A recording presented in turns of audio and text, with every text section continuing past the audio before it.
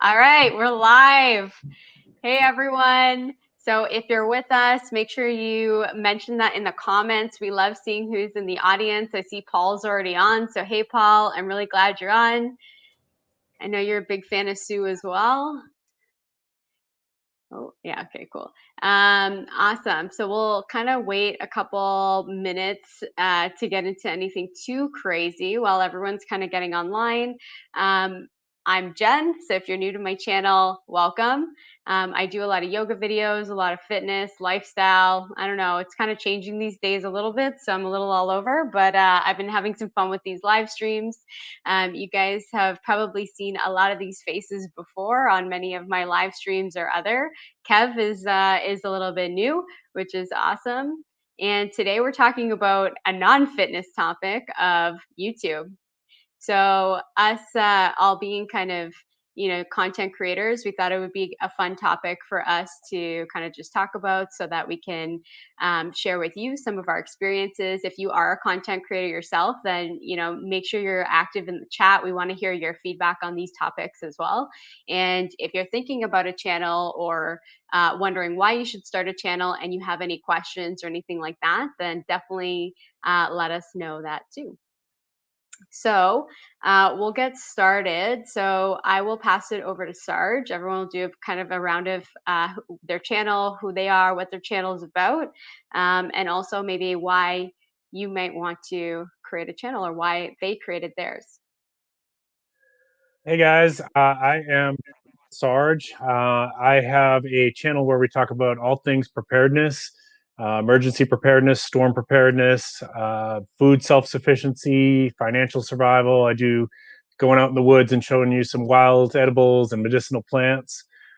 It wasn't originally the plan for my channel. I actually started the channel years ago and it was going to be a self-defense channel, but I had some injuries and a health issue that had kind of sidelined it. So I put the channel on hold for a long time. And then in 2020, before the pandemic, actually, I started it back up. It was kind of a New Year's resolution. Like, yeah, I was going to do something with this, see what I can do with it. But I wasn't really sure. So I was in the beginning, it was actually called Everything with a little bit of everything with Sarge. And I was doing mental health, keto, preparedness, silver and gold, all kinds of different fun things. And as I started to pick up some subscribers, I figured, yeah, I've got to kind of niche this down a little bit. So we settled on a preparedness channel. So I do still hit on like the silver and gold, but really from a financial survival standpoint. Do a lot of the gardening, but it's always from like a food self-sufficiency standpoint. And Jen and I think was friends with Jen before anybody else on here. And then I think I met Fu next, and then Bend and Stretch with Sue and Daniela, and then finally recently Kevin. So, and I think I might have got picked up Kevin from Brad, my BS Life is where I met. But really excited to be here. This is going to be a really fun topic. We're all looking forward. We've been talking about this for a few weeks. Looking forward to sharing everything that we learned in this past year. All right. Awesome, Sarge. I'm so glad you're here. It's always so good to have you on these. And yeah, I mean, Sarge, we go way back. I'm pretty sure. I think you were, out of everybody on here, I think you were the first person that I connected with too. It was either you or Sue, so I can't remember. It was something like that, which is pretty amazing. So, all right, over to you, Sue. Here we go. Hello, everyone. I'm Bend and Stretch with Sue, and I started actually. This is about my anniversary time-ish.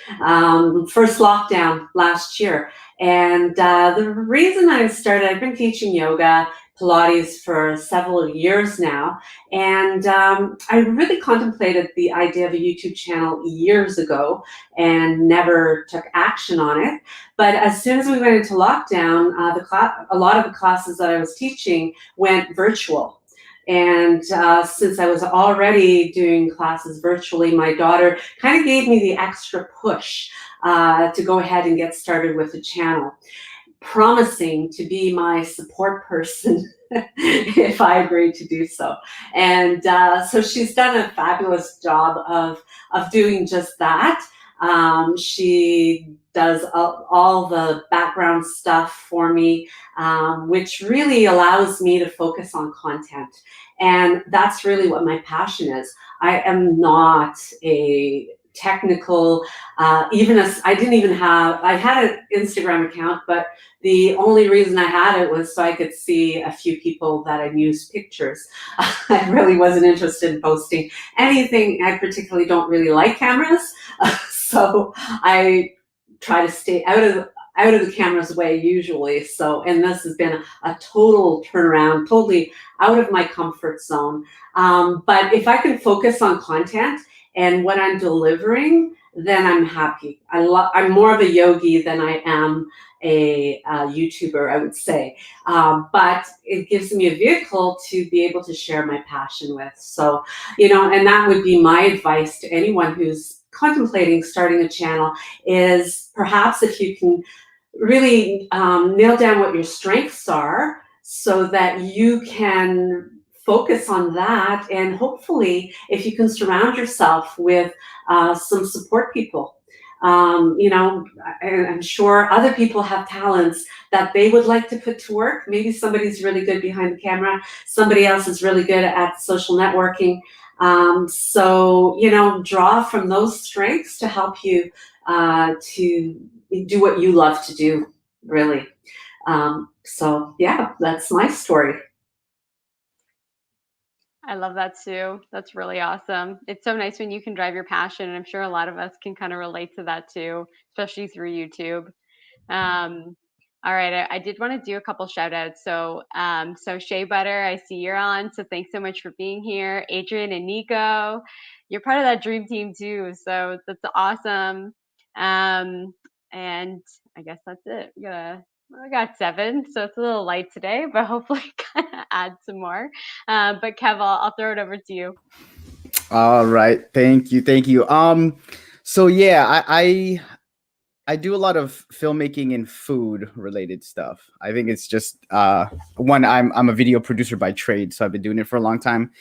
And then I got into the pandemic year, and I kind of just started doing whatever I wanted, really, just to kind of have fun and just to see what I wanted to do. So I have a lot of random stuff from last year, and then finally decided to maybe focus in on a little bit of the filmmaking and the food stuff. So that's mainly what I do on my channel, and just try to have fun with it. Live streams as well. So that's been a huge thing, a huge part of the channel that I love. I know Fu and Jen were in there yesterday, and it was a blast. So that's kind of really what I'm focusing on right now. And I think with all of us, last year was like a good time for us to figure out what we liked about doing YouTube.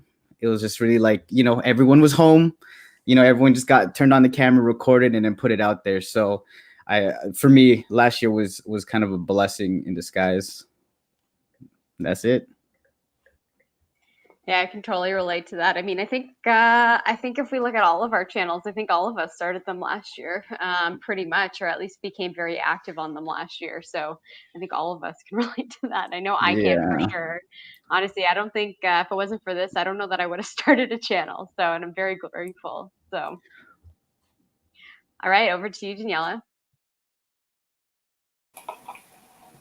All right, my name is Daniela, and my YouTube channel is basically my passion. And my passion is personal development, fitness, and everyone just trying to be their best selves.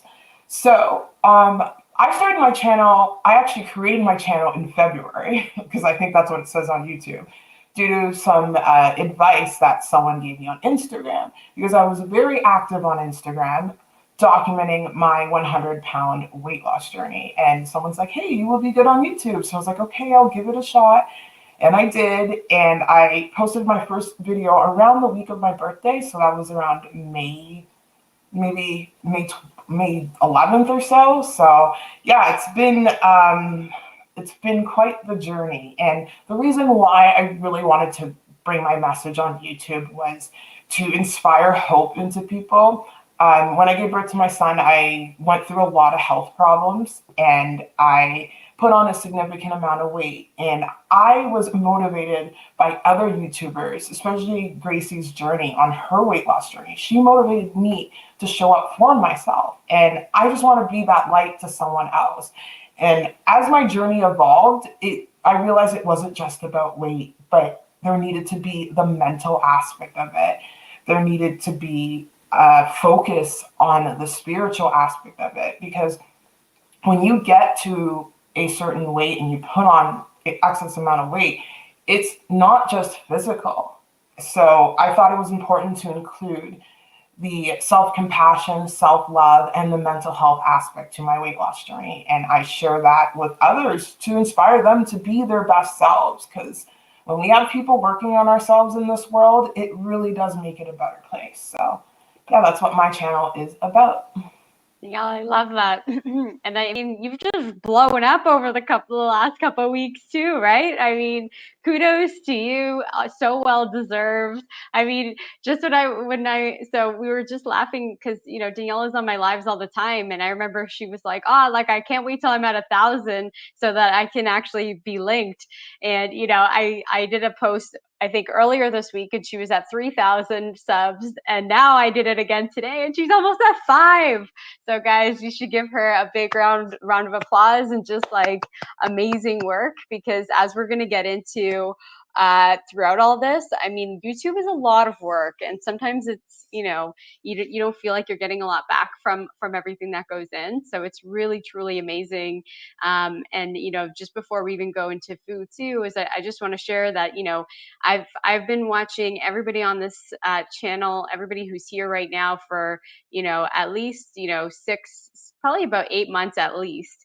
And it's been amazing to see the journey of growth, of channels changing, of just connection with the community. And these are all some of the topics that we're going to go in today. So I'm super excited, which is awesome. So Fu, I'm going to throw it over to you. Thanks, Jen. Hi, my name is Fu. I run the channel called The Tattooed Ronin. I started last year, just like with everybody, because of the whole pandemic and everything going on in the world. I just needed a break and to get away with it. So perfect timing for a channel. I run a fitness channel, and I also share a lot of DIY stuff on my channel. It started off with me like lifting cinder blocks, and then I made my own dumbbells, dip bar, and just I like sharing what I come up with, keep it creative and fun. And at first, it was just something to do. I didn't know if I was going to stick with it, but ever since I started, I love the whole process. I made connections with a lot of great inspirational people. Jen was the first person I met because of YouTube. Then Sarge, then I believe Daniela, and then Sue. Kevin, I followed him in the beginning, but I kind of forgot about him. And then in this group, I was like, oh, let me check out Kevin's channel. And I love this channel. He's freaking hilarious. And I love the process so far. And yeah, I'm just going to keep going and keep growing. And yeah, Tattooed Ronin, that's my channel. Amazing, Fu. I love your channel so much too. I remember especially over the summer when I was starting, what I loved about your channel was, I felt like everyone was really, really struggling with their workouts at the time too, because it was like gyms were closed and, just all this crazy stuff was going on. And so I was like, man, it was so cool. Like he's making these like homemade sleds that he's pushing around on the grass and like making his dumbbells, and it was just amazing. So thank you. Yeah. All right. So we'll kind of get into everything. So one thing that I wanted to kind of say to you is just if you haven't already, and if you don't know, these guys are the best. So I always say these are like my YouTube friends, and everybody laughs. But it's true, like I talk to these guys all the time over Instagram and just they become like my real life friends too. So this is one of the things that I think is just so beautiful about YouTube. And to me, honestly, has really changed what I originally thought YouTube was. So I'll talk really quickly about my channel. So I started also about a year ago. I think May was when we created the Move with Jan channel. I did it as a way because I really wanted to make yoga and fitness more accessible, because I just found everybody was so demotivated, and I wanted to find a way to reach more people. It was actually something I've wanted to do, not in a YouTube channel, but I wanted to teach yoga and things like that for the last like 10 years, and just, never found enough time to do it. So what a perfect time when I'm spending a lot more time at home. And so yeah, that's kind of why I started my channel, just to motivate, inspire people. And I'll be honest, I think I was the one who got the most inspired and motivated from doing it. And so that's the thing that I think is just brilliant, is just the people that you connect with, and just that. So I see that Derek's on here. So Derek's Journey. So hey, welcome. I'm so glad you're here. We've got Rolando from 60 Second Calisthenics. The backyard pull-up bars are on the way. That's awesome. Hey everybody, thank you for coming by and swinging by. We appreciate it. Yeah, there's a lot of people coming in now. Yeah, they're coming in. It's like the weekend, and everyone's like coming in. Well, like I kind of realized after, I was like, man, it's such a nice day out that like all of our like Toronto people are gonna be like, I'm not going on a live. It's just beautiful. I was like, oh, should I even come today? Do it outside. I should have done it outside. Sorry, no, just go for it. I was just gonna say I wanted to just test out this time, because I wanted to be able to reach the people in Europe, and honestly, I don't think any of them are on here. So no, you know what's crazy? Because Karen, she misses my lives because it's just a time difference. So now she's saying like, "Oh, I finally caught Kev," which is awesome. So it's good that you did it like midday on a weekend, so we could see everyone. And Fu, I just have to tell you, it's funny because recently we connected and whatever. It's just for everyone. And yesterday after the live stream, I told my brother, I'm like, bro, you have to check this guy's channel out. And we were watching your videos, and my brother's like, is he using cinder blocks for weights? And I was like, yeah, man, completely. Yeah, my neighbors are used to that. At first, they used to look at me like, what's this guy doing? They're like, oh, okay, he's working out. And then your live stream yesterday was hilarious. When we were talking about Mortal Kombat, and I think you said I look like a Mortal Kombat character, and my girl saw that, and she nodded her head like, "No, don't gas him up." Yeah. Now he has a big head. That's amazing, man. That's amazing. Yeah, I love your work, man. Your videos are hilarious, especially on Instagram. Oh, I saw you comment some of the stuff, the green screen stuff. Yeah. I appreciate it, man. It's cool connecting with all of you guys, and a lot of the people here in the chat, just through like this whole, like, literally it's just us making videos. We've never met in person, and we just kind of put it out there into the world, and then we're here on a Saturday doing this. So it's amazing. It is amazing. And actually, you know what? So maybe this is a good segue into just talking a little bit about the community aspect of it. So anyone who wants to share, what's your thoughts on the community? How do you guys engage on your channels? So I'll jump in here. This was one of the things that I think when you're starting a channel, people don't figure out, and it's like one of the, you get a couple months in, and then you're like, oh, it's a social network too. So for the casual user who's not building a channel, they probably never realize that. But Jen's right. Like, we're all friends now that we all talk outside of YouTube. Well, Kevin and I are just starting to get to know each other. So but everybody else here, I've kind of known for a little while. We've got chats going outside of YouTube.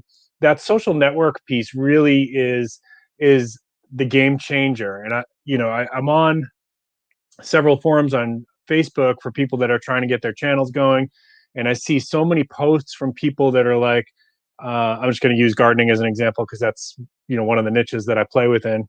They'll say, well, I've had a gardening channel for 5 years and nobody's watching my videos. I get 5 views. To which I say, are you going to other gardening channels? And they say, no, why would I do that? Really? Like that? I mean, I know that seems like, oh my gosh, but that it is really important. And not just within your niche. Like, obviously I'm doing prepping, and 1, 2, 3, 4 people here are doing fitness, and Kevin does like film editing and things like that. So it doesn't always have to be within your niche. But like building those friendships, like that's helped my channel. and getting feedback from the people that I trust, that actually I know are watching my videos, that say, hey, if you did this, I think it's going to work out really good on your next video. Or if you just, change your lighting a little bit, or, you have to watch that background noise, and all these little things that you don't necessarily pick up in the beginning. Right before we came on live, I actually went and I watched everybody here's latest video, and I watched your oldest video that I could find. And the difference is huge. Kevin's got more experience in this than the rest of us, but the difference is huge, right? And it's like stuff you learn along the way, but that network is so huge for growing your channel. I think for me that was the biggest thing. Like, I went from first 6 months I had maybe like 50 or 60 subscribers. Once I started talking to other channels, it started exploding.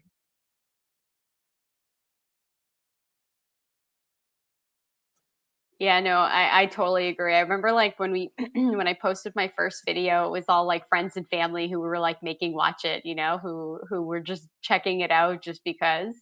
And it was so funny. And I remember it wasn't until we really got involved in the small YouTuber community that I actually started getting views and comments. And it was just for me, it was really amazing to just like see that feedback coming in. And like you said, Sarge, just having friends that you can share stuff with. I mean, how many times have I asked actually probably each one of you questions about like, hey, how did you do that? Or how did that happen? Or, do you have feedback on this thing? And it's just nice to be able to connect with people who are going through the exact same problems that you are, or going through the same experiences that you are, so they can relate. Because I mean, if I ask my best friend like, hey, can you give me feedback on YouTube and give me stuff? It's very hard for them to relate because they're not like making videos and understanding really. So it's really cool when you can connect with other people on this too. So who else? What about community?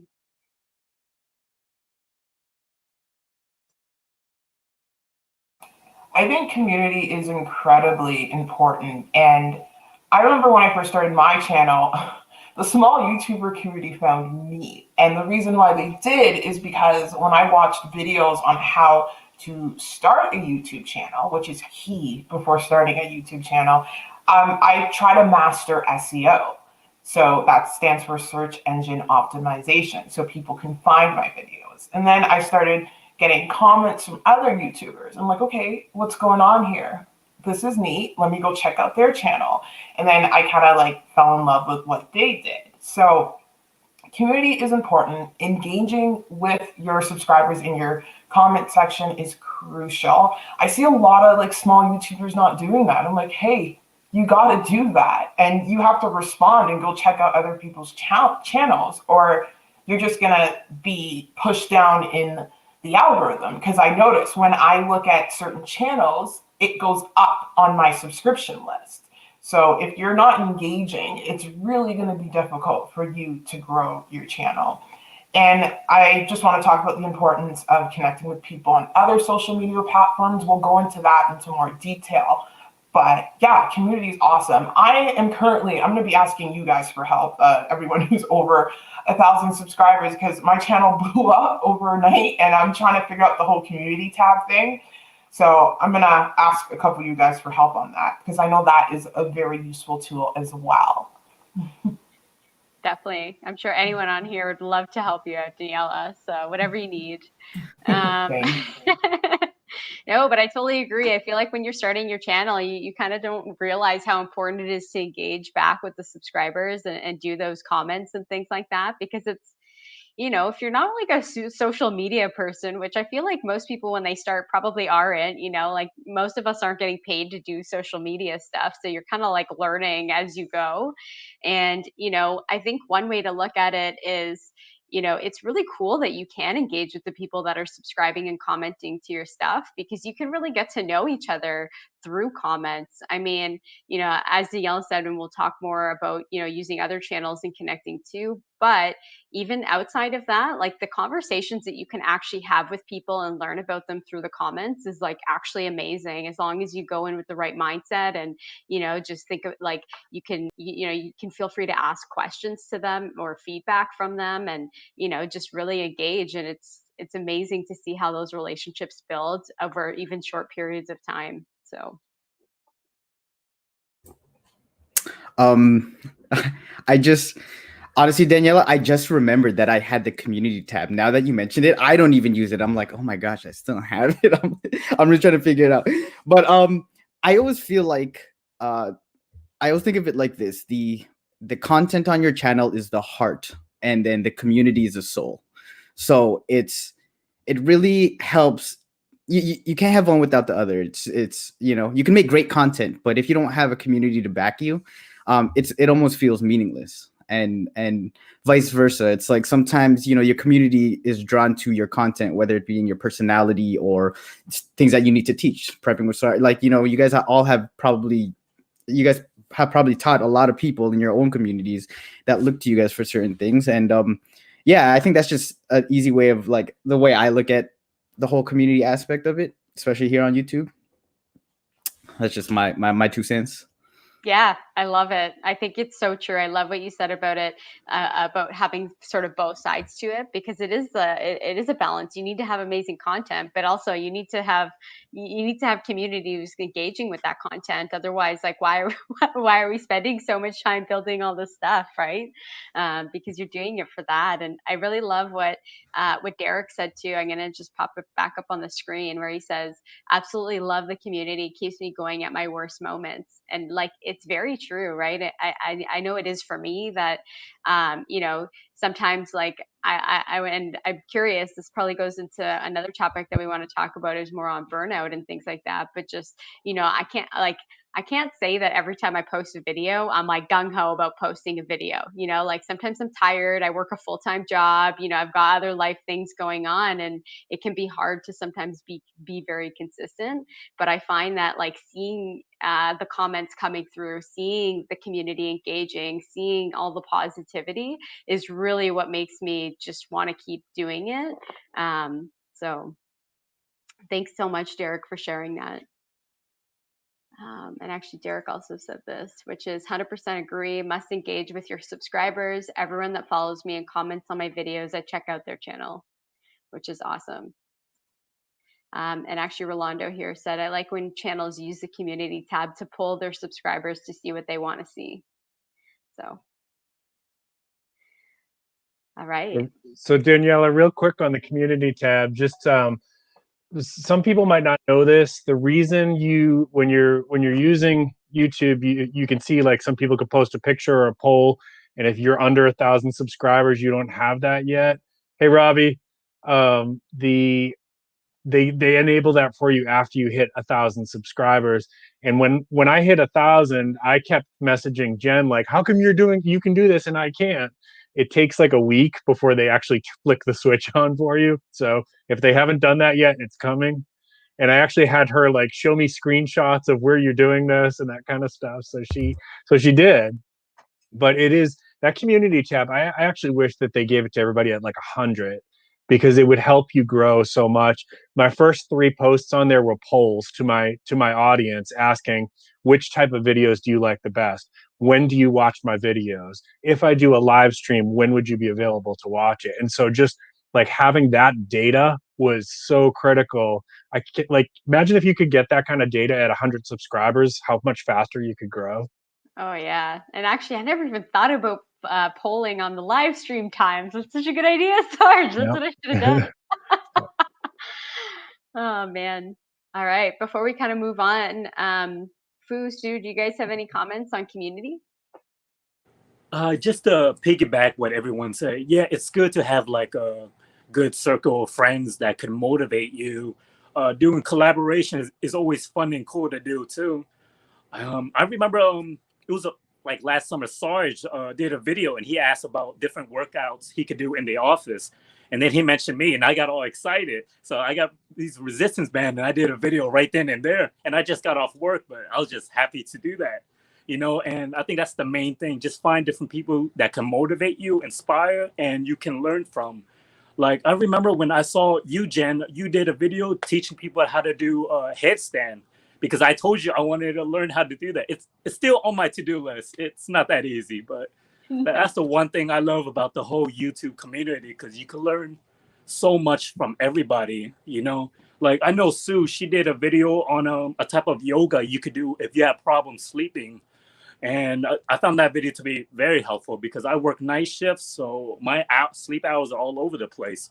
And it's always good to have like that network of friends I could connect with and learn different things too. So yeah, and the comment section definitely makes a big difference too. I know I don't get why some new YouTubers they have their comments hidden, like you can't post comments, and I tell them that's only hurting their channel if their viewers can't come there and communicate and stuff.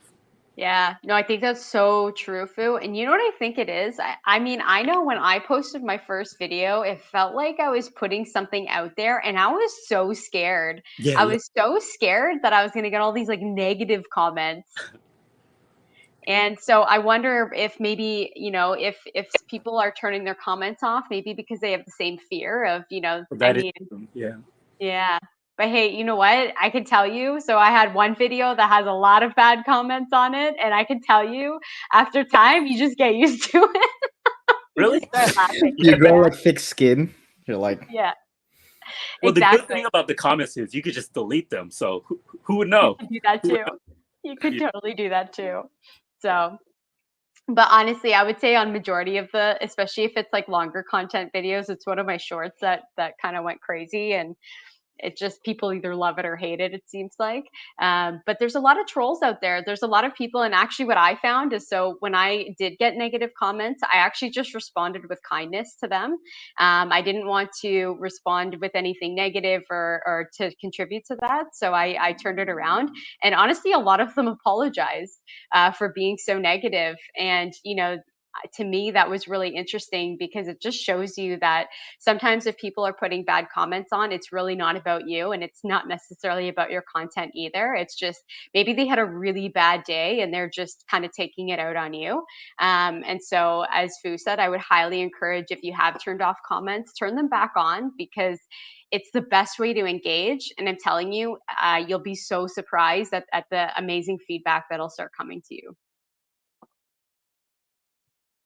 Yeah, and there's definitely, you're gonna, when you get out there and you start growing, you are gonna encounter some trolls. You're gonna encounter some people, like you'll load up a video and it's a 10-minute video, and 30 seconds in you've got a dislike. It's like you didn't even watch the video, you just don't like me, and that's okay. But you do have to let it roll, like, because that's part of when you do any kind of social media. You're going to be out there and somebody's going to have an opinion on it. I would actually prefer if they gave me a trashy comment, so at least I can get an idea of what it was that they didn't like.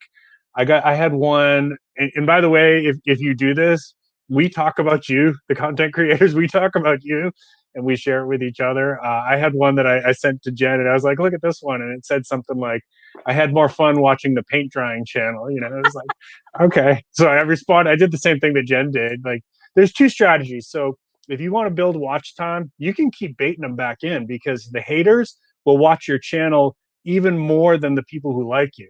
And that's, a lot of people will say that. That's like the quickest, I'm not encouraging anybody to be like that, but that's like the quickest path to YouTube fame, is to be controversial or get people disliking you. I don't do that. I did what Jen did, and I just said, you know what, I'm sorry, my channel wasn't for you. Thank you for watching it. I appreciate that you gave me 10 minutes of your time. And that was it, and they never came back.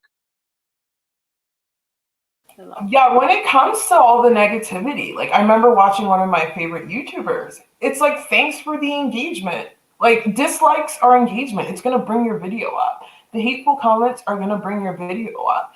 And as social or as content creators, it's so important not to personalize those comments. Never, ever let those comments replace your opinion of yourself. People are always going to say something. You have to have thick skin and just not let it bother you. And if it does bother you, ask yourself, why is this bothering you? Why is this bothering me?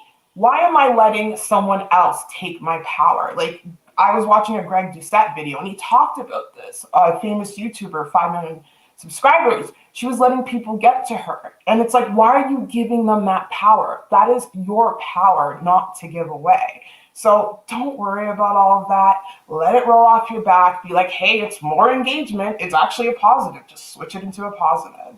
So love that, Daniela. Thanks so much for sharing that.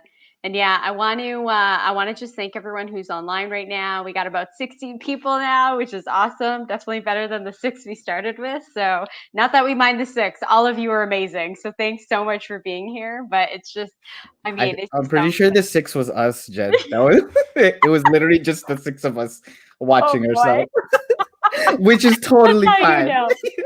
And you know what? That's another thing. It just shows you with the community is like sometimes you see that you're like, great, it's us 6 who's on here. Cool. But this is, you get used to it sometimes. Sometimes this is just what happens, and you roll with it, and maybe people will watch the replay, and if not, that's okay. We're here for a good time. So thanks everybody who is on here, and I love seeing all the comments coming through. So keep it going. And Augie, I did see your question on the community, so I will come back to that. So don't worry, I got you. But I'm gonna throw it over to Sue so she can do her comments on the community. Absolutely. As far as the community, I echo what everyone else has already said. And I, look at an opportunity like this one, the connection, the fun that we've had in some of the collaborations that we've done already, Jen, has been really great.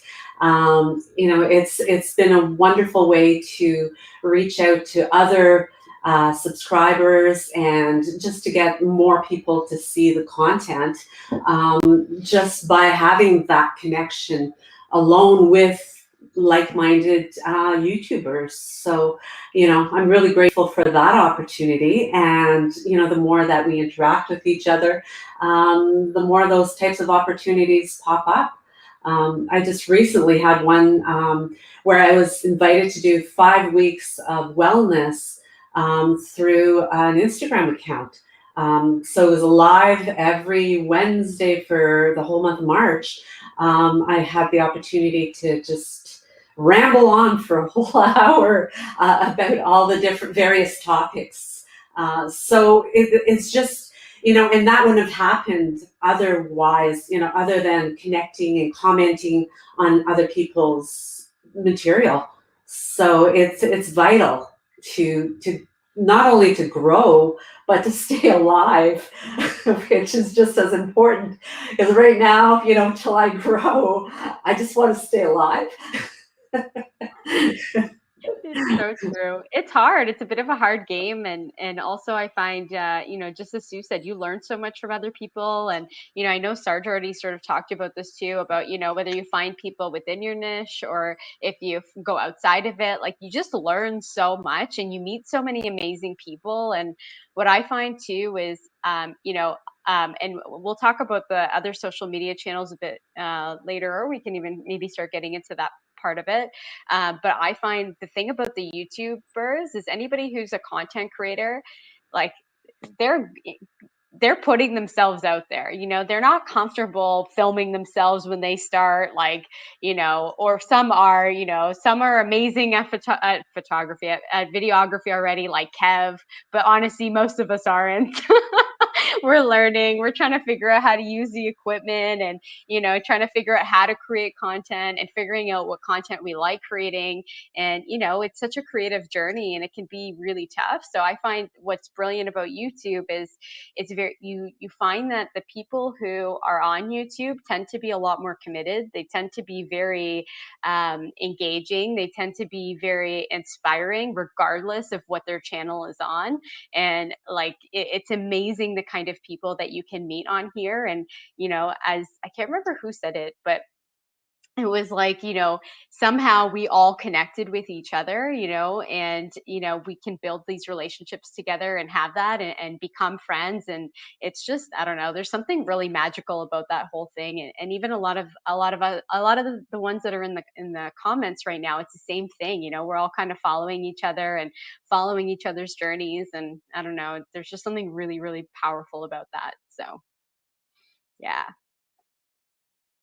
All right. What do you guys think? Should we jump over to maybe social media, about how we use social media to either to help with our YouTube channels? Let's do it. All right. Kick it off, Kev. Oh, dang. Okay.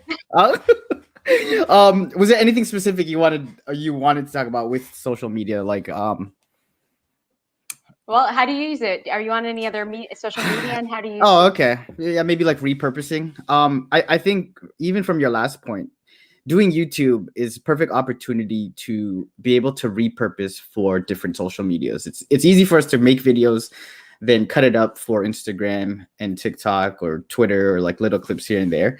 I find that being easier than if you were doing a lot of stuff on Instagram and then trying to repurpose all that for a bigger platform like you or longer platform. So I feel it's tough though. You get caught up with YouTube already for us, for all of you guys in here who is doing it.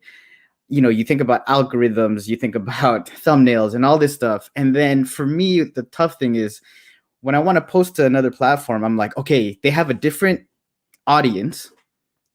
They have a whole set of rules that is completely different from what YouTube is.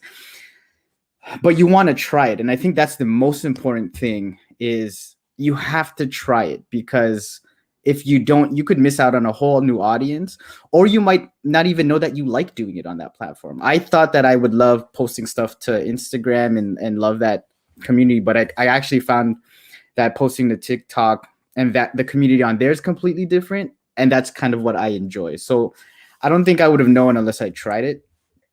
And I think everyone who's doing YouTube should at least try to repurpose their product or their videos, because it helps a lot. Yeah, So. I love that, Kev. No, I think that makes a lot of sense. I mean, you work so hard on the content that we're creating that, it would be a shame not to kind of see how it might be able to flow into other areas and see what you can do to For kind of sure. drive it. So Yeah, for sure. And like, if you're already editing it, spending maybe an extra hour or so just to kind of cut it up, do different dimensions, and then you kind of just get used to it. So I feel like there's a system in place already that you could have that makes it easier. that's good. I gotta think about that, because I don't repurpose it. Like we do like separate content normally ish, unless it's a short. So I gotta work on getting our longer stuff a little bit. Yeah, cut it up for sure. That's it. Danielle, maybe I'll throw it to you, because I know you had a lot to say on this one. Yeah, sure. So I just wanted to I started, like I said, my journey on Instagram. And I started editing my workouts on Instagram, doing like little editing videos. And that's when someone recommended that I jump to YouTube. And I enjoyed the editing process. So I'm like, why not go to YouTube where you edit longer videos? Because Instagram videos have to be less than a minute to show up on your timeline. And then if they're longer, they're going to be on IGTV. And I did quite a few IGTVs too back in the day. So it is so important to dive into other social media platforms, and it is the reason why my channel recently blew up. I connected with Beatrice Caruso on Instagram way before her channel blew up. There's a big small YouTuber community on Instagram, and I connected with her. She was this little account. She had like 20 subscribers, and I absolutely adored her personality. We connected that way, and we stayed in touch throughout the months. She did a video that went viral. Literally, this girl has only 52 videos. She went viral after 4 videos, 1 million views. It was a Chloe Ting challenge. And I was like, how did you do this? She's like, I don't know. But it's her content, her personality. People fall in love with who she is. So through that connection, we stayed in contact, and she was still watching my videos. And then she used the community tab to surprise me one morning, because I was at 999 subscribers. I was so close to 1,000, and I just kept sitting there for a few days. And she's like, hey, let's surprise Daniela and, get her to 1,000 subs. And I obviously got to almost 5K. And because of that shout out and that connection, I grew my channel. So there is value in using other social media platforms to get your message out. And that was one of the tips I was giving in the beginning. Someone told me, they're like, hey, when you post your video on YouTube, go on Facebook. Facebook is another one. I know someone I follow, Smithy's Fitness, his channel recently blew up. He went from like 200 subscribers to like 2K. And it was because people were sharing his workouts on Facebook. So now I'm diving into the Facebook world and sharing my videos on other YouTubers' Facebook communities. So there's tons of fitness YouTubers I follow. They have little Facebook groups. And Jennifer Lynn, who also gave me a shout out, another YouTuber, she shares my videos on her Facebook. So when your content is shared on other avenues, it really helps the algorithm to push it up. So highly recommend using other social media platforms. Awesome. Thanks, Daniela. I also find it's a lot easier sometimes to actually connect with people on different channels too. So, like, a lot of us have spoken about Instagram. It's a lot easier to message each other on Instagram just because you have like the direct messages tab on there. So, I know I've connected with a ton of YouTubers just because of that, which is pretty amazing.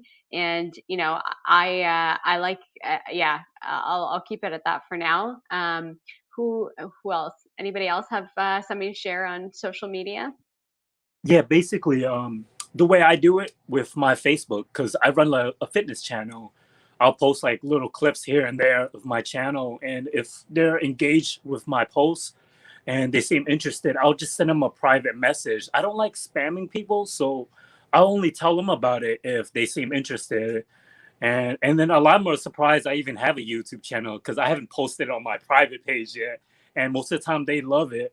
I'll definitely check out the Facebook group. All of my stuff is like private on Facebook, so no one could really share it, but that's definitely worth looking into.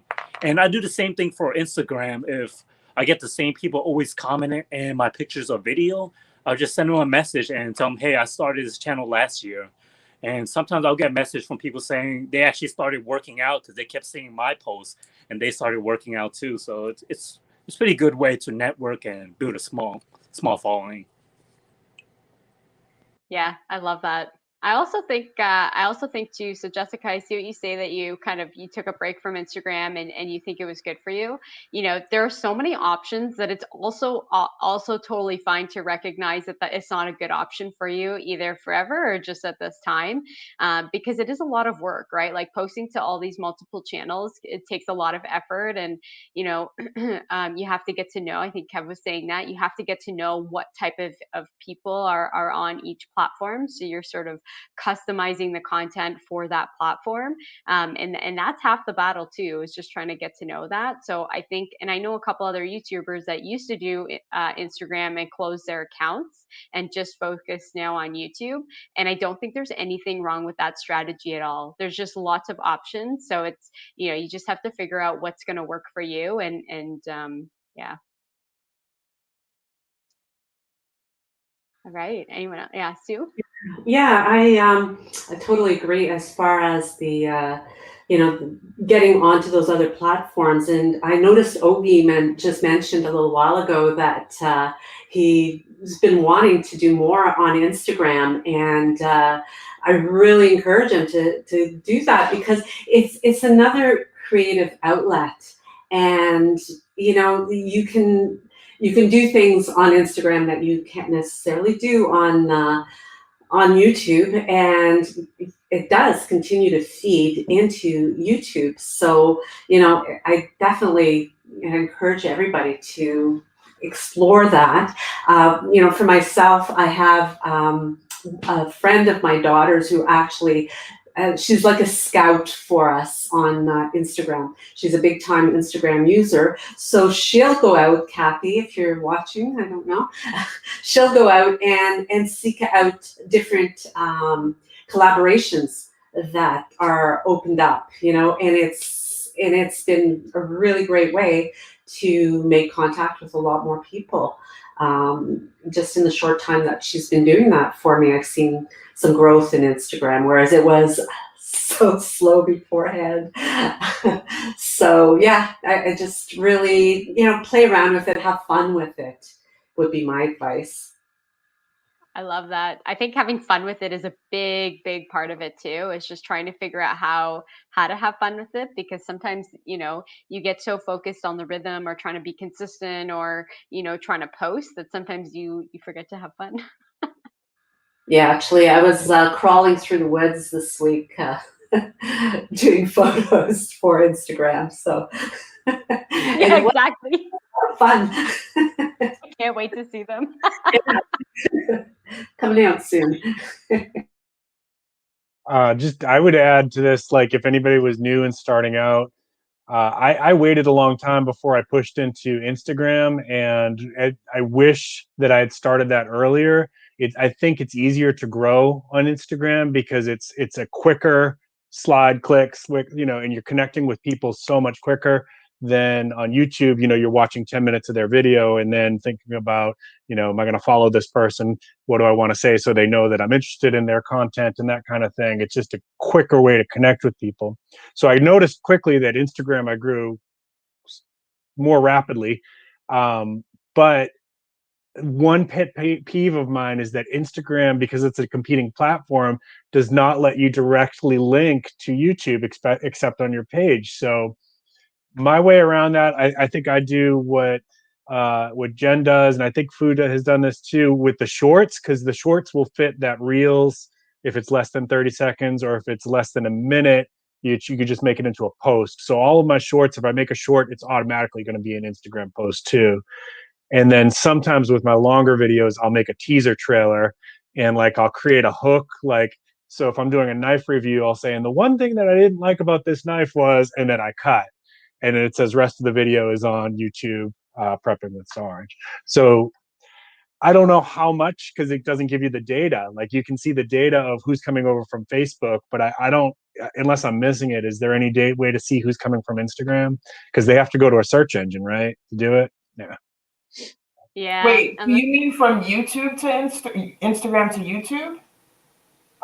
So you, on your Instagram page, you can post the link to your channel. Yeah. That's the only way that I know of that you can create a link that goes directly to YouTube. Yeah. If there's another way, I'm not aware of it. But what I do when I'm creating a teaser trailer, right? So let's say like, okay, and this weekend, wait till I tell you about the problem I had with my blueberries, and then I'll cut and I'll do a screenshot of the rest, full video at YouTube prepping with Sarge, and that's how I get around it. Hope that they go and look for it. Yeah, I was gonna say the analytics do show us who comes from where From on YouTube.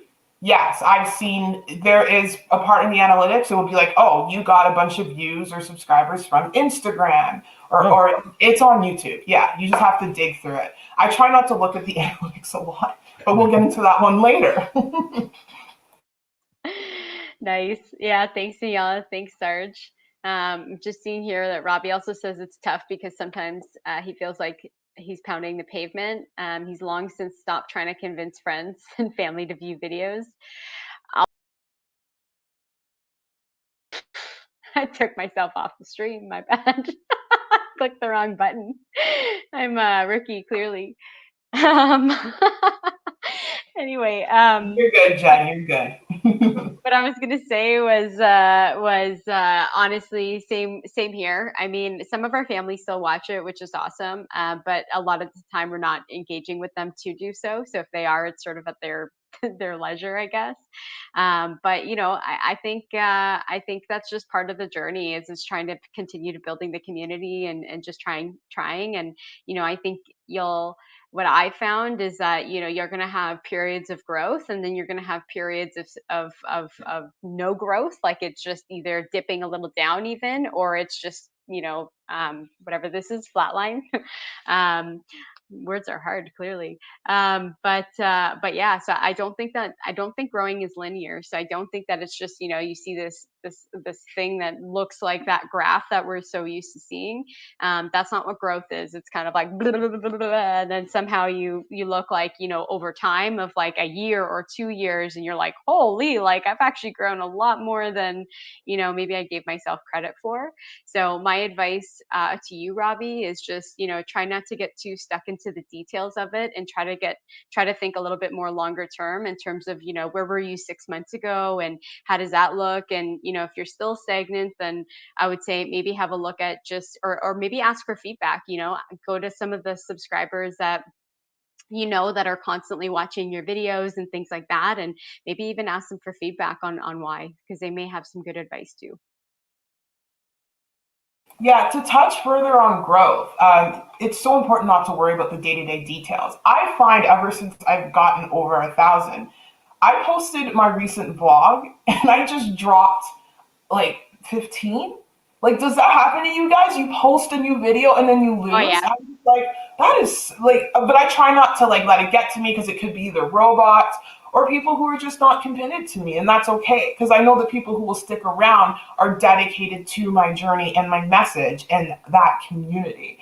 So like, that's another thing that I think we need to talk about in terms of YouTube. Like, do not worry about the day to day. Do not worry about the fluctuations. They will happen. And YouTube does periodically do robot cleanups, and they will tell you in YouTube Studio. I remember one time I was at like 950 and I dropped way down to 900, and then I like freaked out, but I was like, wait a second, it's a robot cleanup. And then other people in the small YouTube community were freaking out too. I'm like, guys, it's okay. YouTube just did a cleanup. It has nothing to do with you. Because one guy put out a video and he's like, I lost all these subscribers. And I told him, like, no, it's not you, buddy. You're rocking it. It's just the fluctuations happen. So do not identify with it. Do not identify it. Just keep doing what you're doing and don't let it stop you. I love that, Daniela. It's so true. I remember talking with Sarge specifically when that cleanup was going on, because him and I were just like not growing at all. And I remember it'd be like we were losing more subs every day than we were gaining. It was so frustrating. Like Jen and I were messaging each other, like, I lost 5 subs today, and it's like, but yeah, you're right, Danielle. It's mostly when that happens, there are people who aren't watching your videos anyways. They're mostly bots. And sometimes it's also like somebody's done something naughty and YouTube has finally had it with them and kicked them off the platform. So you maybe don't want them in your audience anyways. So yeah, you have to wade through that. In fact, I think there's a subscriber audit going on right now because I've noticed mine's going up and down, and I'm not putting out anything like really controversial that would be driving away my subscribers. So I feel like it's actually going on again right now, and you just have to wade through those waters and it'll start growing again. Yeah, exactly. Both Sarge and I think we were at about, we had just hit, I think, 500, and we kept like swinging up and down below 500. Like 500 seems to be one of those markers that is really hard to go above. At least it was for me. And I mean, if you look at where Sarge and I are today, I mean, we're a lot higher than that. So it just goes to show that it really just depends. Like I don't, again, it's not linear, and sometimes it's just a little bit of luck too, in terms of if you have a short that goes viral somehow, or a long term, a longer content that kind of goes crazy, or you've connected with someone and they do a community post like Daniela was saying. There's just a lot of different things that can go into it. So I just saw somebody comment that they'd rather have, I think it was 600 subscribers versus, and be happy rather than having 6K or 6,000 or 660K. It's contagious, Jen. And then, be miserable. And I agree. I mean, it's, why are you in this? It's like, you're supposed to be enjoying the journey. I know it has its frustrating moments, but why did you get into it to begin with? Was it to put out something that you enjoyed? Was it because you had this message that you wanted to share? Like, what is your why? Maybe, if you're finding that it's getting to be just miserable, you need to revisit that why, because it shouldn't be. I totally agree with that comment. yeah. Sue, I love that, because I think your why is super important, because, coming back to those analytics again, it's really easy to pay attention and get really sucked into the details of the numbers, especially if you're an analytical person, you're a numbers person, you see that and you directly think, oh, well, like these numbers mean that my content's not getting out there. These numbers mean my content is crap. These numbers mean, whatever else you want to kind of contribute or fill in the blanks there.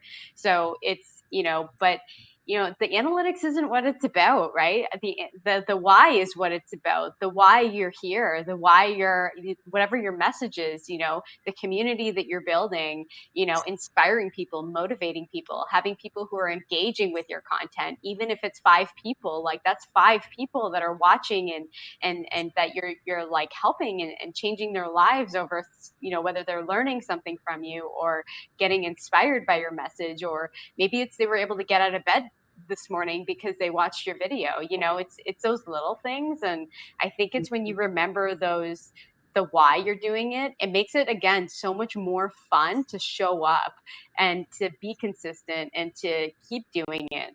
So Absolutely, yeah, for sure. And I think Daniela, mentioned that as well. It's about enjoying the journey and not getting caught up in those numbers and just really focusing on why you're doing this.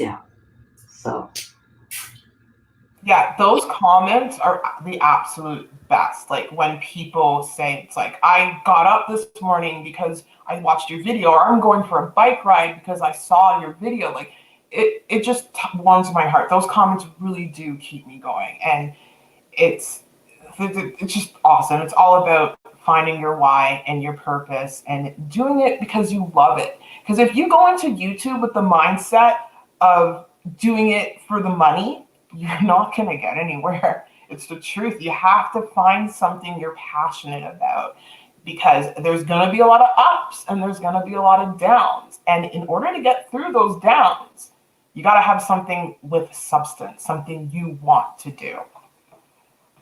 yes, 100%. So on one of my previous live streams that I did with majors, he said something about, when you're thinking about your YouTube journey, think of it almost like you're in school right now. You're learning. So, I'm in my first year, so I'm a freshman. So, I'm learning. I'm trying to figure out what my channel is. I'm trying to figure out how to film these videos and edit them and create content and what that looks like, and starting to create, community. And think of it like a 4-year journey. Like the chance of your channel really, hitting those high numbers takes a lot of consistency. And, you might be one of those lucky people that, you put out 4 videos and one of them goes viral, but like that's not the norm, right? So, if you are serious, then, be serious for the long run. So, that might mean 4 years of putting out videos, maybe lower views, and kind of figuring it out. And I think that's why the why part is so important.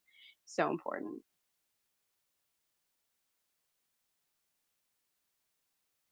All right.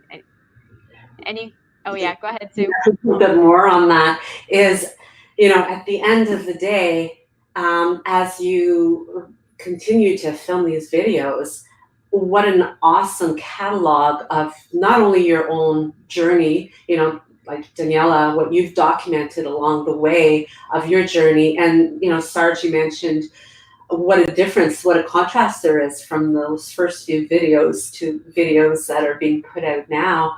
What an awesome catalog of your work, that you can maybe, who knows down the road if YouTube is going to be your end place.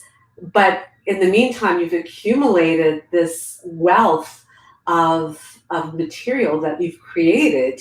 And that's not going away. That's yours, and that can be repurposed. Who knows what's down the road as far as opportunities to share that content.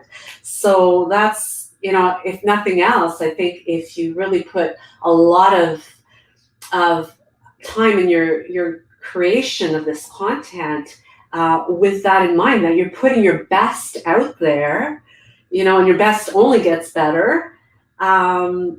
It's going to be yours to use for whatever may come in the future. And also, like, if you're putting videos out and you're putting them out like we are, like, be proud of yourself, right? Because, like, it takes a lot to, like, film it, figure out the content. And, like, it's very vulnerable, or at least I find when you're putting up your content, especially when you started. My first, I don't know, probably at least my first 10 videos, every time we posted, it was like my heart kind of did like a little shudder, like, what's it going to be like? I can't believe I threw this out in the ether, like, uh-oh. And then what amazes me is when I see people actually still, doing those yoga classes and saying that they're good. And I'm like, oh my gosh, I'm so embarrassed, but I'm glad you like them. Yeah. Has everybody in this group done the where you load up a video and it's like, an hour or so before it's supposed to launch, and then you're like, oh my gosh, this is terrible. People, my audience is gonna hate this, and you're like, you're questioning, should I just delete it? And then the best part about that though is like once you've got that audience, and it really is like only a couple hundred, and you start feeling like, okay, there are people out there who enjoy my content, and then that like your first 50 ride or die crew that's always there for you shows up, and they're smashing that like button and commenting, and you're like, okay, I'm gonna be okay. You know what's weird too? Sometimes I find the ones that we're most critical of are the ones that do the best. Like you're just like, oh, this one is just terrible. You put it out there, and then you wait, a day, and you're like, wow, this one actually a lot of people enjoyed. For me, I don't know about you guys. For me, I can't watch my videos after I post them. I can't. Someone's like, hey, do you like watch your videos? I'm like, I posted, and I'm like, I can't even watch myself right now. I completely hate. Are you guys like that too? No, I watch it. Who am I? Sorry, I don't know who I cut off, but no, I watch it because I was told to do that. It helps the algorithm. So I kind of have it playing, and I'm off. I'm not really actually watching it, but I let it play. But here's a tip on something that one of you guys mentioned about uploading. A tip I learned about uploading is you want to upload your videos about 3 hours prior. I do it the night before or days before because you want to give YouTube a chance to process your videos. And then it takes away that anxiety of, you're trying to get it uploaded and do that thing, and then you're worried about what people think. So it's so, like, I love having my videos uploaded in advance. I'm probably going to do my next vlog, edit it now, have it upload, and just schedule it for when I usually do 5 a.m. my time, which is 7 a.m. Eastern time. So yeah, and another tip with YouTube is to stay consistent. You upload at a specific time every day of the week. That is a tip I got from my friend Jennifer Lynn. She's like, just stay consistent and you'll grow. Because her channel just grew so quickly. She's about at 3,000, almost 4,000 subscribers. And she has tons of watch time. Like she's getting 1.2K each video. And her videos are long. They're like her cooking in the kitchen. And I love her channel because what I do is like I'm meal prepping and I watch her meal prep. So things like that, just the community and being consistent is so key to helping your channel grow. Yes. Consistency is a big one, right? Because like, you see that with a lot of channels where, they're starting to feel what they call the YouTube burn, and you want to take time off, and, so then all of a sudden they're only posting every couple months or something like that. And it really, really does hurt your growth, or at least I've seen it on other channels. I mean, Dave and I have, even on the worst weeks, try to push to make sure we're at least getting a video out a week, just because again, it's just, I found that too, is that if you're not sort of doing stuff consistently, then just, you're the people who are watching you don't even know, eventually they're going to stop sort of looking out for your channel as well, because you're just like not posting something every week, or you're just being inconsistent about how you're doing it. And I've heard that from a lot of other YouTubers as well. Yeah, that happened to my channel because in the beginning when I was uploading consistently, I was getting about 200 to 300 views, even though I was at like less than 100 subscribers. And then I had the move from Toronto to Calgary and things got hectic. And then I missed a few weeks of uploading. And then it put me so far back down in the algorithm, and it was a struggle to climb back up. So it's so important to at least get one video out a week at a specific time that you do. It sucks when you get put down in the algorithm. I hate it. But I managed to climb myself out of it somehow. So yeah, just stay consistent. Post a video once a week. I cannot emphasize that enough. Yeah. Anyone else have anything to say on consistency? I Um, agree with everything. Sorry, did I cut off? Was that Fu? you're Kevin? good. Okay. No, go for it. Go for it. Okay. I agree with what everybody's saying. It is, I mean, I've talked to Fu and Jen about this, that like, you reach a point, I think for me, like 750, all of a sudden you're getting a lot more comments too. And it's really hard to keep up. And I was really feeling the burnout then. And it was like, I need a break. I need a break from my mental health. The shorts started to come out at that time, was when, the shorts were available, and that definitely helped. So I would say, two things that I think helped me sometimes is try to film a couple videos and bank them that are like, they're not specific to anything that's going on at that date and time. You've just got them banked so that like if you need a week off, you've got a couple things ready to go. If you can't do that, have a couple shorts that you can bang out, so like at least you're putting out something for your audience that they know. I right now, the struggle for me, and I know a couple other people in here, is watch time. If I take a week off and I don't build any watch time during that time, it's gonna kill me. So I can't. I have to have something coming out, whether it be shorts, something that I've cooked up in advance. You got to keep producing until you get to that point where I think the magic number is, you need 11 hours per day of watch time to get sustained, to get monetized. And I'm not near there yet. So I gotta keep pushing. If you get to like 15 hours a day that you're getting watch time, you got a little bit of wiggle room then, because you got some hours banked where you probably could take a week off and it's probably not going to hurt you too much. But you have to, that's where the analytics piece, I think when you're getting to that point, if you're going for monetization, you have to watch that piece, and 1 week off can just absolutely kill your analytics. Yeah, I was gonna say in regards to the shorts, maybe we can segue into that next, Jen, if that's okay. Um, Good. I don't believe they contribute to the watch time. Someone told me that they don't.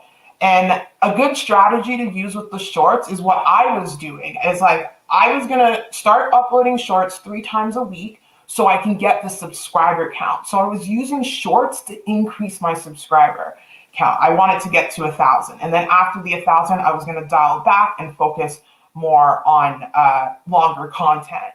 So for me, now that I'm at that number, I'm trying to get my watch time hours up to get the monetization. So my strategy now, once I figure out the timing, is to do shorter videos. I'll have my long vlogs every Fridays. I upload every Friday morning, and then I'm gonna do a shorter video, but not necessarily a short. So I'll throw in, like, I want to do Adrian Nico's push-up challenge. So I'm gonna do that. That's gonna be like a 2-3 minute video. So I'll do like shorter challenges just to help increase my watch time in conjunction with my weekly vlogs.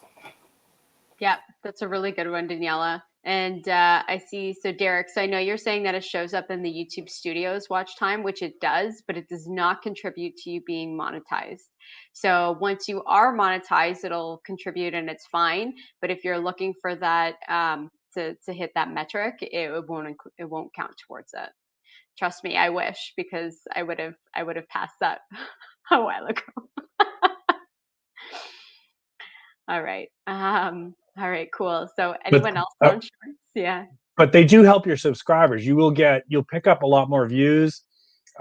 So I mean, I think a balance is good. Like you can, it's not a bad idea to throw out some shorts. You're going to get more exposure, and new people are going to see your video and say, "Oh, this is kind of cool. She's doing, calisthenics, and Fu's doing these workouts with concrete blocks and stuff like that. I need to go check it out." And so you do pick up subscribers from that.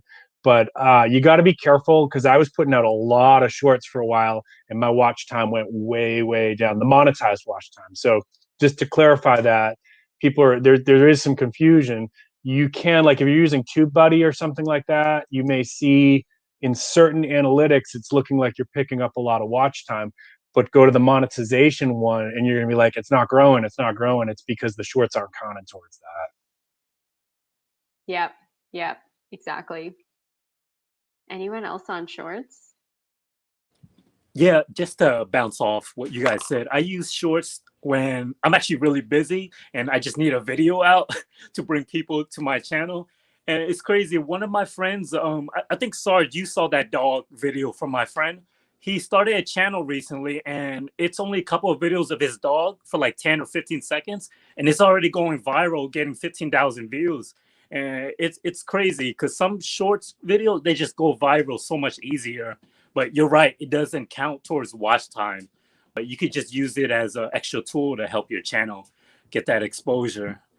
So Yeah. I mean, my story with shorts is, I mean, my most watched video has 2.5 million views, and it's a short, and it's the stupidest short. Was But it that pan video? it's the I pan knew video. it. I knew that Really? was the You one. have Yeah, 2.5 million views on that? yeah. Whoa. It's ridiculous. So, I mean, if you guys, have a glass of wine and want to go through the comments, it's like hilarious. Like it's definitely something to do with some drinks because it's ridiculous. But I remember seeing the comments, Jen, and I was like, "Oh, should I comment back for her right now?" And I was just sitting there like, "Okay, no, maybe not, maybe not." yeah, so this is where lots of killing with kindness went on with those comments because just some of them were just absolutely ridiculous. But that's fine. But the pan video. So, I mean, what I would say about shorts is it's a really good way to get exposure. I mean, my sub count jumped like crazy just because of that one video. So, but I mean, it also, like, I wouldn't say it hurt my watch time, but it definitely hasn't helped my watch time. Or it helps my watch time just not to get monetized. So, it depends, I guess, kind of what your goals are around your channel and how important it is for you to get monetized. What I really like about shorts is I found that, sometimes like a lot of my content that I do is like 20 to 30 minutes long because I'm teaching a yoga class or I'm teaching a fitness class or something like that. And, not everybody wants to watch that long of a video to get to know if they like me, or, if someone wants to do a yoga class with me or fitness class, like they may want to kind of get to know my style a little bit first or get to know who I am to see if they even connect with me and my style. And so, to go through a full workout with someone that you've never kind of seen before is kind of, like that's hard. I think like it's hard to make that happen. And so what I really like about shorts is I think they're a really quick way that you can kind of show, just like what was I going to say, just it kind of just helps you show who you are. It shows your personality. It kind of gives them a chance to kind of say, oh, I kind of like that person, it's kind of cool, and maybe they'll watch a couple more of your shorts. So it's almost like a way for them to kind of get to know you without making a massive investment of watching a full video that you have. And you can have fun with them. Like Daniela does some like amazing challenges, or like if you look on TikTok, there's like tons of like dance challenges that you can do or just funny stuff. And I think it's just a great way to just like kind of have fun and things like that. So I think it just depends on what you're kind of looking for when it comes to shorts. So, but I'm a fan of them. I still do them quite a bit. I know it doesn't really help my watch time, but honestly, they're just so easy to make and they're so fun. Anyone else on shorts? Yeah, any negative sides about shorts? Because I know a few people had some opinions on that. I guess Yeah, that's a good one. Does anybody want to go first? Just for me, that I did see a drop off on my overall watch time.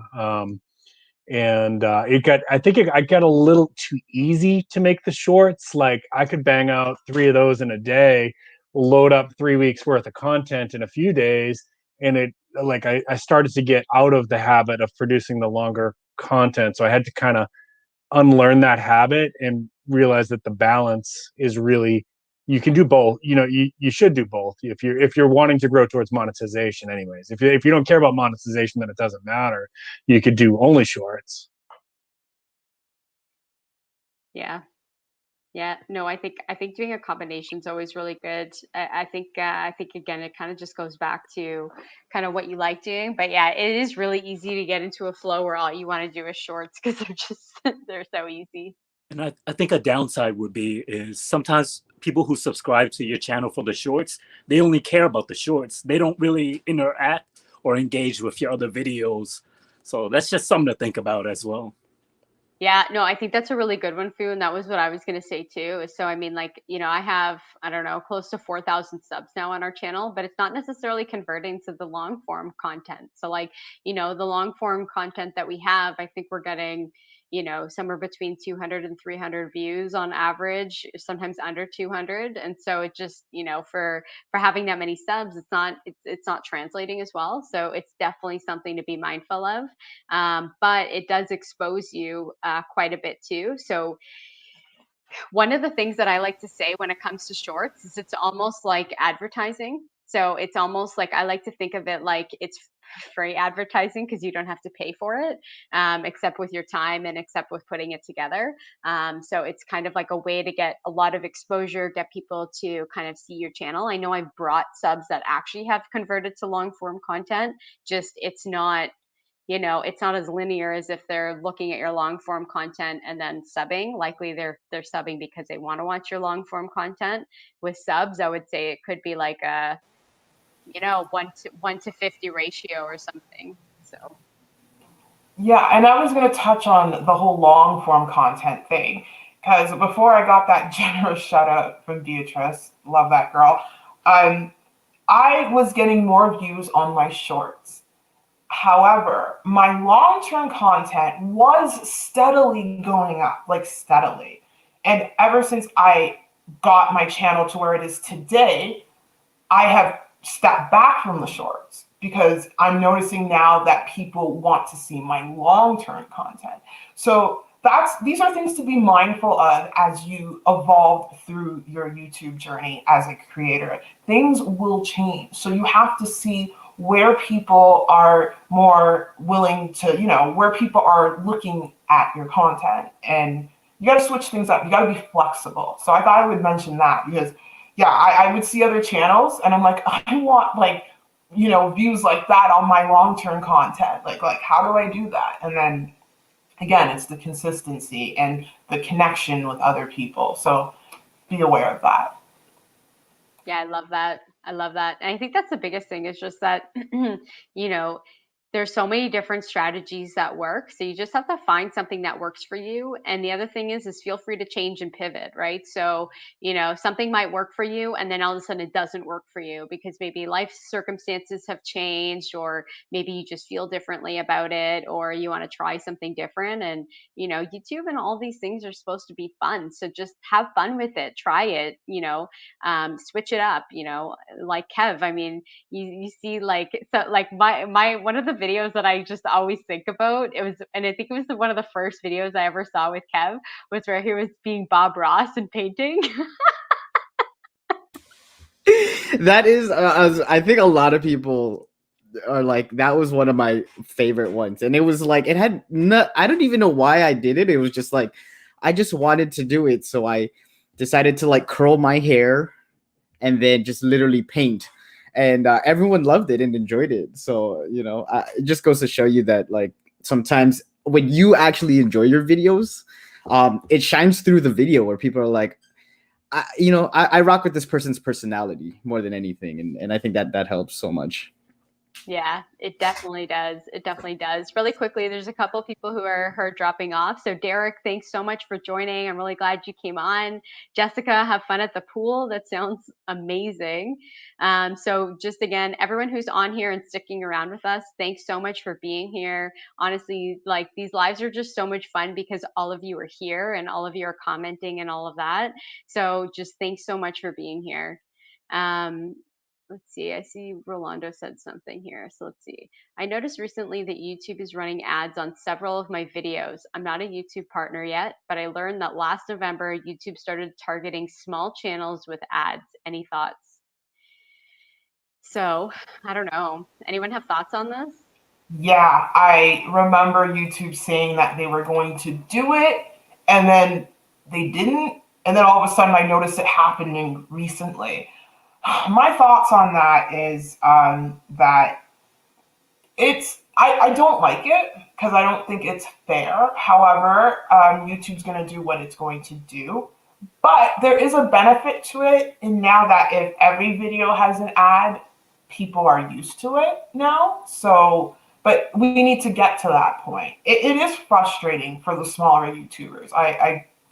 It is, but we just have to roll with the punches, and we can't let it stop us. Ads will not stop you, should not prevent you from creating the content that you create.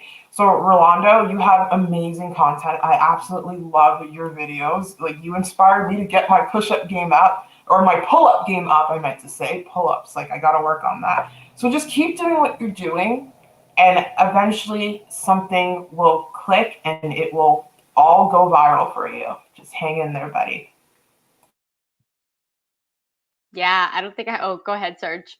Daniela's right. YouTube's going to do what YouTube's going to do. You know, they didn't take a vote asking how content creators felt about this.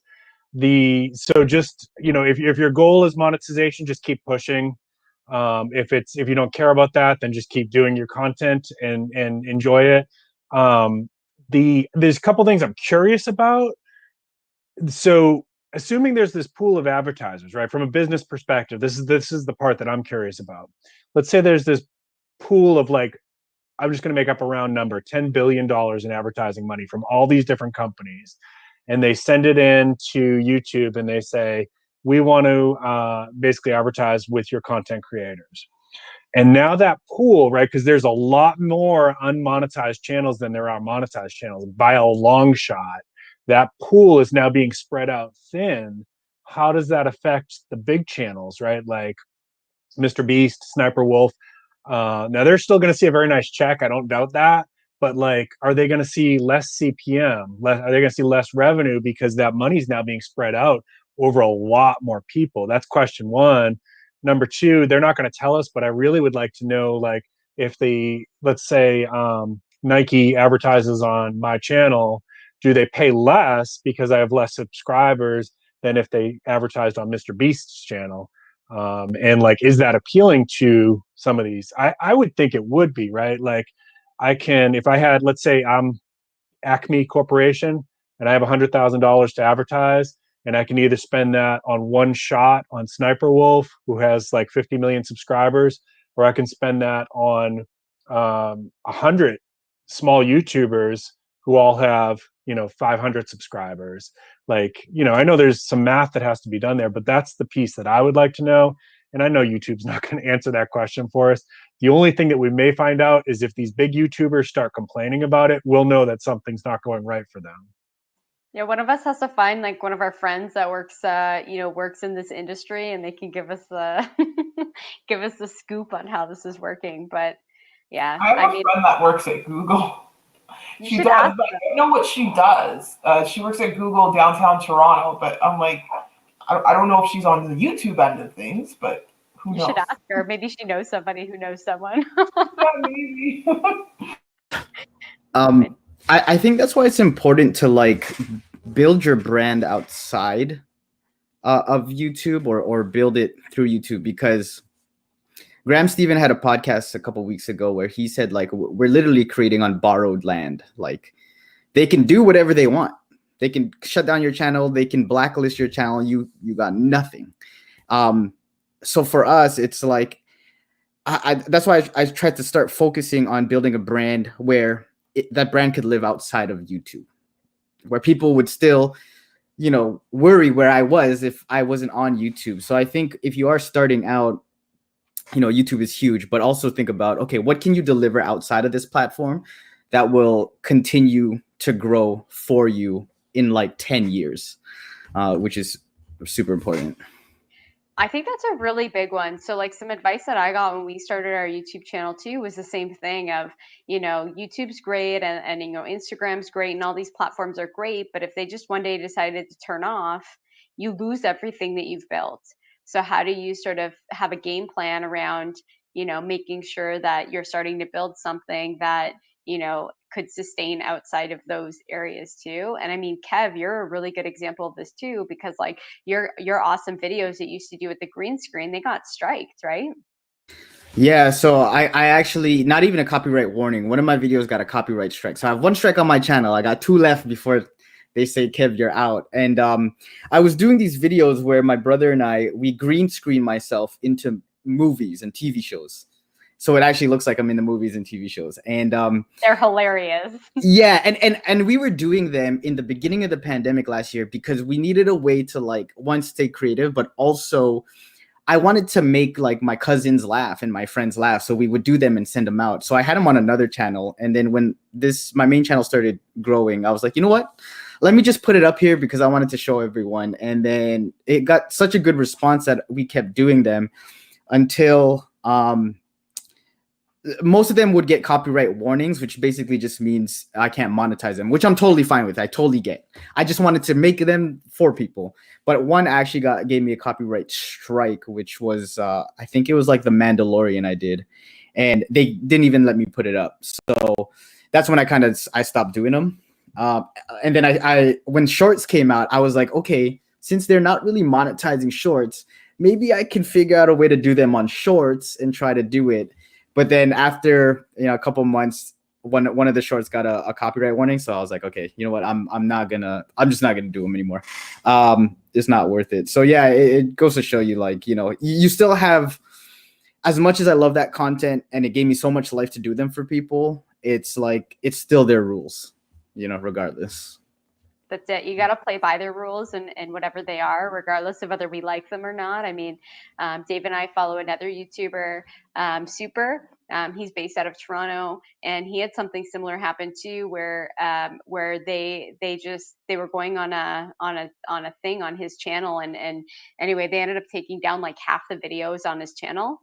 And it was just awful because like you just see how much effort goes into when you're creating these videos and putting them out there, and a piece of you kind of goes into them, especially your longer form content. And like Kev, I know that especially, I think it was that Mandalorian video that you had like spent, I think you said something like 40 hours editing, right? Yeah, I did 40 hours editing and like green screening and then like picking out the scenes, like doing the audio and everything. It was one of my favorite videos to date, and it's even I tried to post it on Instagram and they even took it down because I just wanted to show people, so no one has access to it, right? So it's tough. It's tough when you put it, but I get it. And that's the thing that you have to understand is like it really puts you in check as a creator. Like, you could love what you do, but whatever platform you put it on, they have final say. So just kind of remember that. Kevin, would those videos work on TikTok for you, or are they as strict? It's weird, and it's really weird. So my brother was posting them on TikTok, and most of them worked, but for some reason, The Mandalorian, it was that specific video that just would not. I guess they were just really strict about the rights they had to it. Disney don't play around with copyright. They had no, but it's crazy because I have like Marvel stuff. I have like a whole bunch of stuff. It was just that specific show, and there's probably a whole bunch of behind the scenes logistics that contracts and things like that. So I get it, but I tried posting in different places just so people could see it, but it's tough. Yeah, I wanted to touch a little more on the whole copyright thing. When I first started my channel, I had so much anxiety about copyright. Oh my goodness, because I just heard stories of people just getting their channel just taken out, and I don't want to have that. I have yet to have a copyright strike, and I want to keep it that way. And I think the best way to avoid that is just use original content of yours. And if you're going to collaborate, use YouTube videos from other people and just make sure it's under like Creative Commons or whatnot, because like I respect YouTube's rules. Their rules are in there for a reason. It's probably because they have to pay a fine for content on their platform that is copyrighted. Like it's just the law. So we just have to like abide by those rules. But yeah, like to avoid things like that, especially with music, there are tons of content creators out there who give out copyright-free music, like NFX. I absolutely love them. I use Epidemic Sound. I pay for that. And yeah, just make sure you go the extra mile to make sure that doesn't happen. And now when you upload videos, YouTube has a feature where it can see if it's copyrighted or not. So let me know if any of you guys had any issues with that, if they gave you a warning before the video was even uploaded, because I think that's very helpful.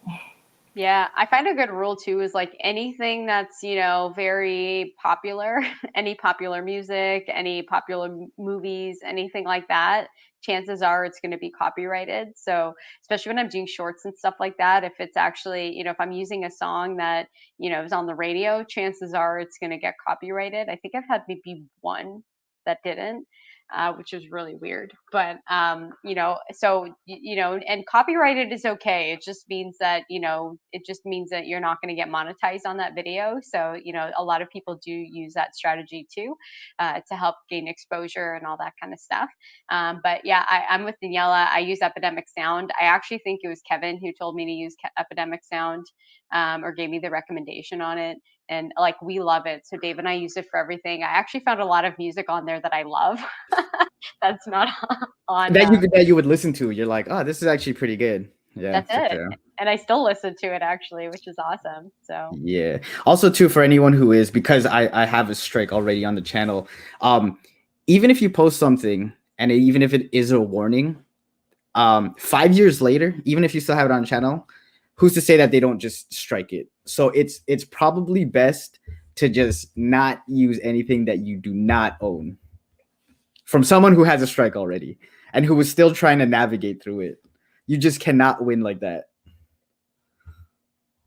yeah, and I can just imagine the emotion too behind it when you get like a strike like that, because it's just like you get so worried about your channel. I remember a couple other YouTubers that had some issues like that as well, and it's very nerve-wracking because again, you're investing so much of your time and effort into your channel that the last thing you want is to have your channel taken down because of something like that.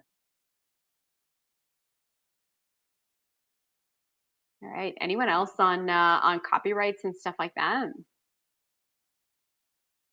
All right. So you've been here a little while, so I'm thinking maybe we can kind of wrap this one up. I mean, everyone who's been on here, thanks so much for sticking it out, and it's been super awesome having you here. So thank you.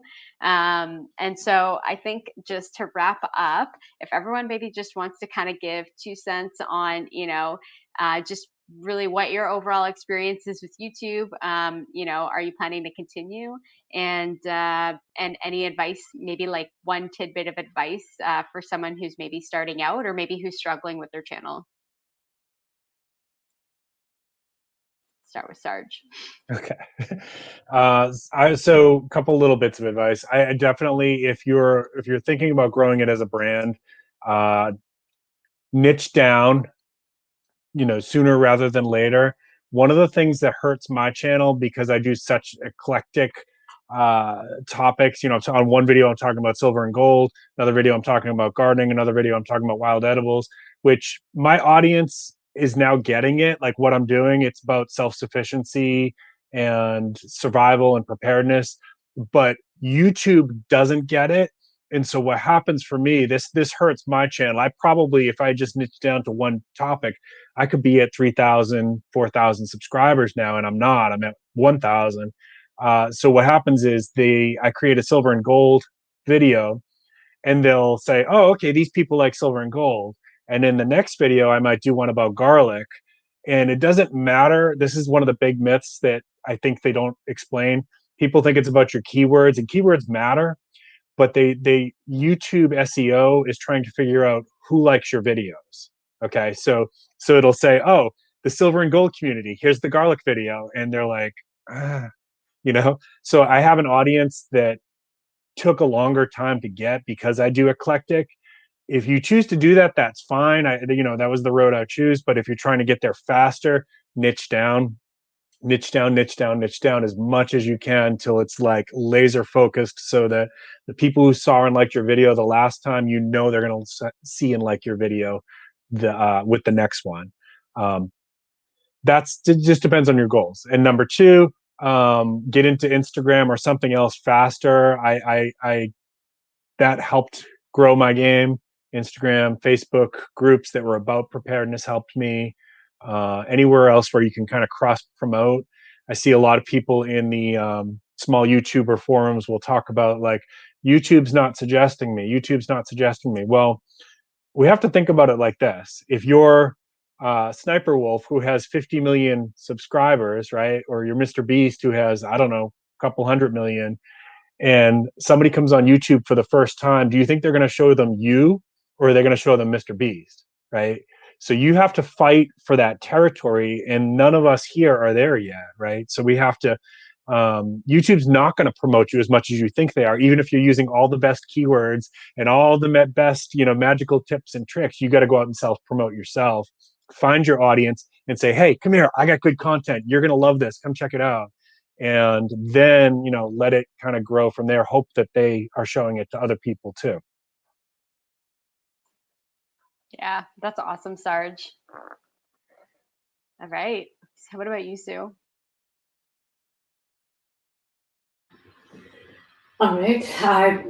That's amazing advice, Sarge. Totally support that. And I just, kind of when we started, I really think it's important for you to identify what your strengths are and really, try to, as much as you can, maximize and really exploit those strengths, and maybe camouflage what your weaknesses are by gaining support elsewhere, surrounding yourself with people that have the knowledge that you're lacking, so that you can best be informed as you start out on this journey, and really be able to penetrate that market and get your message heard, get out there, maximize the other platforms that are available as best as you can. I didn't have any social media at all when I started, and now I'm still trying to figure it out, but it just, not only is it a great tool to promote yourself and your brand, but it's also a great way to meet other people and really make friends everywhere. So really have appreciated that on the journey. And like you said earlier, Jen, some of those tools are like free advertising. It's kind of like the shorts are like the brochure of the olden days. But it's better. It's live. People get a real sense of your personality, and it can come through a lot better than it does with the paper brochure. So, use all the tools that are at your disposal and have fun with it. Remember your why and stay true to who you are and what that why is as you grow on your journey. I love that, Sue. Thanks so much. My pleasure. Thank you, Jen. All right, we'll change it up a bit. Over to you, Fu. Oh, you caught me off guard. I thought it was going to be Kevin. I was reaching for water. I felt bad. You're always last. I almost unmuted too. I was like, it's going to be me. I was like, oh, she tricked us. Yeah. I was reaching for water. Okay. And advice. You guys covered a lot of good topics. One thing I have to say is just start now. Don't wait till you're ready. You're not going to be 100% ready all the time, and learn as you go. Find something you love and keep getting better at it. And it's supposed to be hard. It's not supposed to be easy. If it's easy, anyone can do it, and it wouldn't be anything special. Just find something you love, go after it, and find a good circle of friends who you can connect with, learn from. And yeah, you'll have haters here and there, but it's the internet. Just don't pay them no mind. Delete the comments or leave it. Any comment I get, I'm happy, so it'll help my algorithm. So it doesn't bother me one bit. But the more popular you'll get hate here and there. And yeah, just find something you love, go after it, and learn and connect with other people. That's it. I love that, Fu. Yeah, connecting with other people, I think, is what it's all about. So, feel free to lean on people around you and ask for help. All right, Daniela. So I'm just going to elaborate on what Fu said, the start where you are part. So there's two great YouTubers I follow, and their mind is getting the best of them. They have awesome content, but they're overthinking it, and they're comparing themselves to other people, and they're going out and buying tons of equipment. You don't need that much equipment to start off. Like I mentioned Beatrice Caruso earlier. She was filming on her iPhone or her phone, whatever phone she has. Just start where you are, hone in on your skills. the more you upload, the better you get. And remember, community engagement's key. Like I said, when someone comments on your channel and they're another YouTuber, go check out their channel, because then it boosts you up in the algorithm. So that community aspect, using other social media platforms to connect with other people, and putting out content that you love. And remember, do not stress over those analytics. Do not stress over those little fluctuations. They're going to happen. As Jen said earlier, growth is never linear. It's kind of like, So just keep doing what you're doing. Focus on the process, and you guys got this. I love that, Daniela. Always inspiring. You're the best. All right, Kev, over to you. Everyone made good points. I'm like, well, they said everything. I think for me, it's everyone is unique and has their own experience. So a lot of the times I would compare myself to other people, and it's like they do it way better than I do. What do I have to give? And I think it's just your experience and how unique you are and what you bring to the table. It's always going to be different.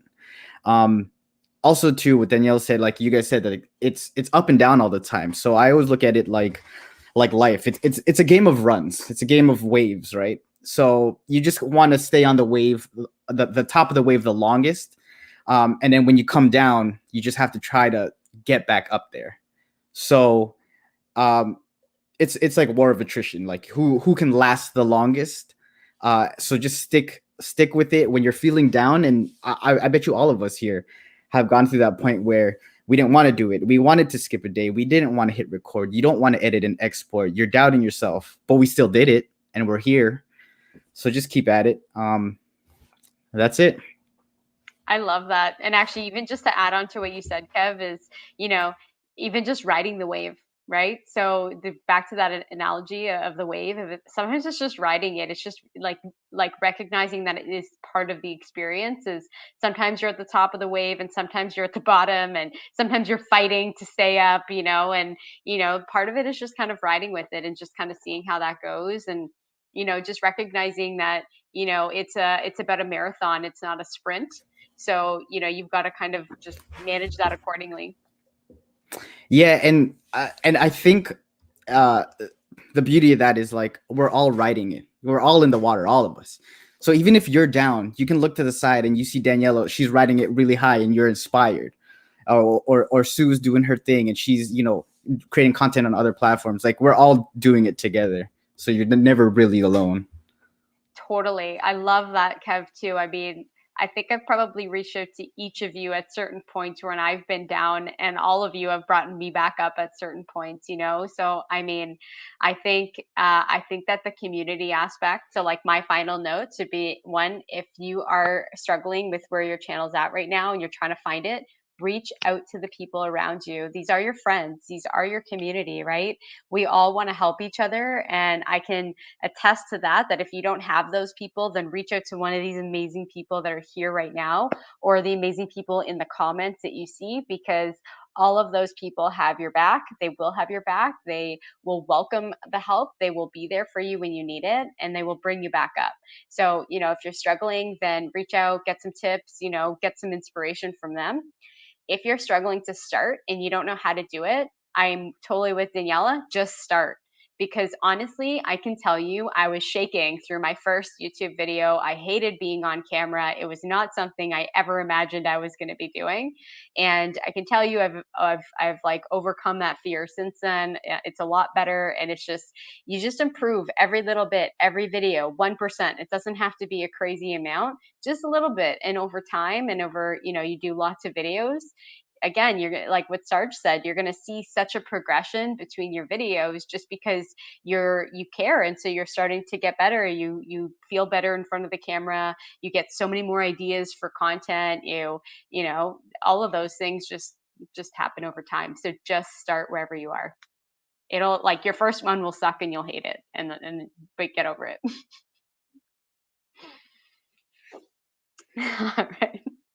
All right, guys. So I think now's an awesome time to probably end it. We've been at this for close to 2 hours, so I think all of us could maybe use a coffee now.